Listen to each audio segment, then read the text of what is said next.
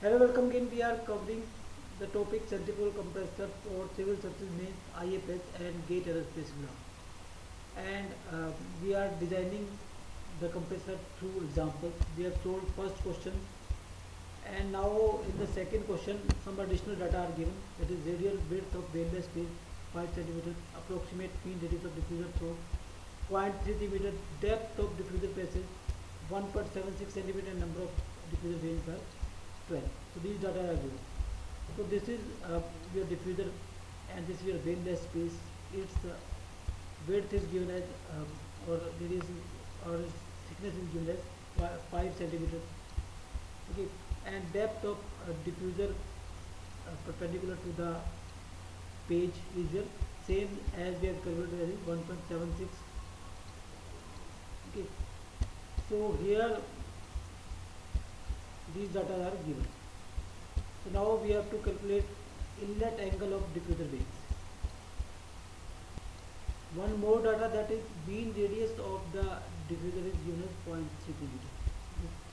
So here in the veinless space CWR is constant. Okay, in veinless space CWR is constant. It means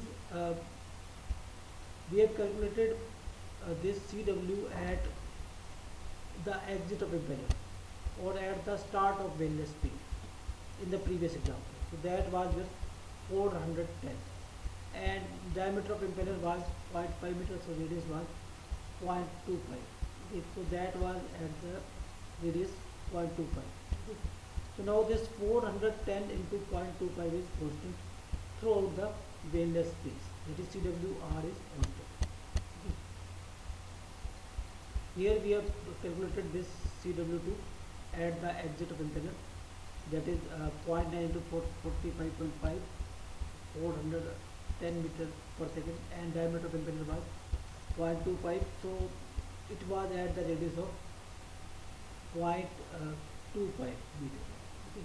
So now radius at the exit of veinless space is your 0.25 plus 0.05, because this gap is given as 5 centimeter. Okay, so radius becomes 0.25 plus 0.05, that is 0.3. So at this 0.3 meter radius, the work component would be 410 into 0.25 by 0.3, because this is CW2 at radius 0.3 meter, this is CW2 at radius 410.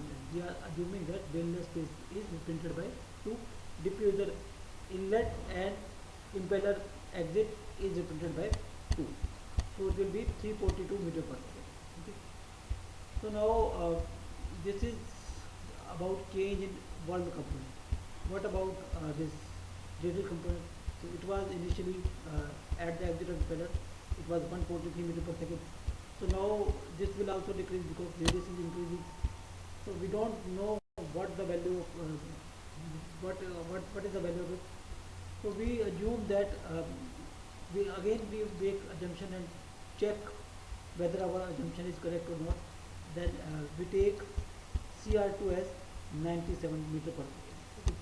So now this is your CR2, this is your CW2. So C2 will be your 342 square plus 90 square root, or dynamic temperature at the inlet of the diffuser will be your 342 square plus 97 square by 10 by 2 by 1005, that is 62.9. And we have stagnation pressure ratio, that we also calculated P02 by P01, and we have this stagnation temperature also. So this is your dynamic temperature, this is your stagnation temperature. If we decrease this dynamic temperature from the stagnation temperature, then we get static temperature, and then again we will get by isentropic relation P2 by P02. Now it will be different because this T2 is different, so P2 by P01 will be this quantity using this and this, because this will be same but this will be different because T2 is different. So P2 by P01 is 3.07.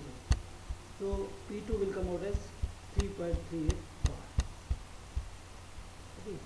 So rho 2 will be this quantity.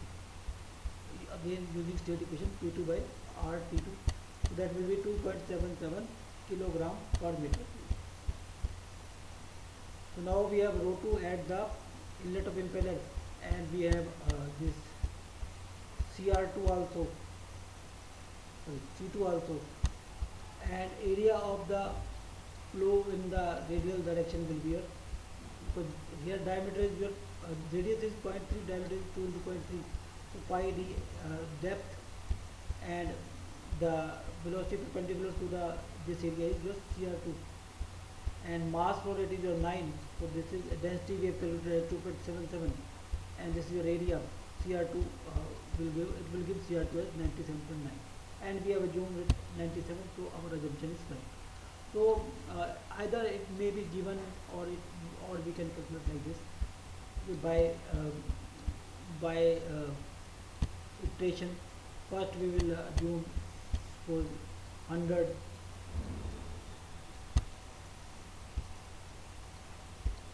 suppose first we assume 100, then it will give some value according to this procedure, and then we will take the next value, or we can write it. This is the last iteration.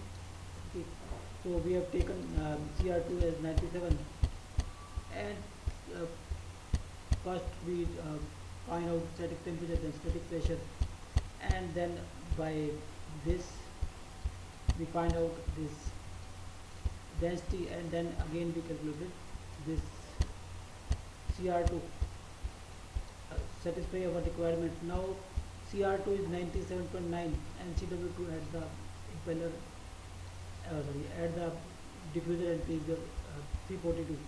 So leading edge angle of this diffuser will be 16 degree. Tangent inverse CR2 by CW2, it is 97.9 and this is 342. That will be